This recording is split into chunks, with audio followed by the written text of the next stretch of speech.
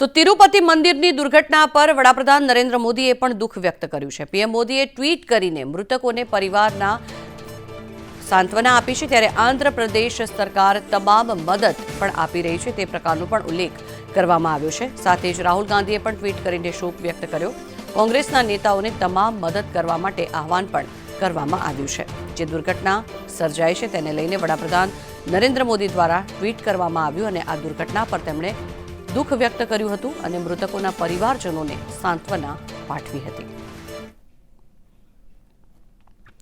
સાથે જ ચંદ્રાબાબુ નાયડુ પણ જે મૃતકજનોના પરિવારજનો છે તે લોકોને મળશે અને તેમની મદદ કરશે।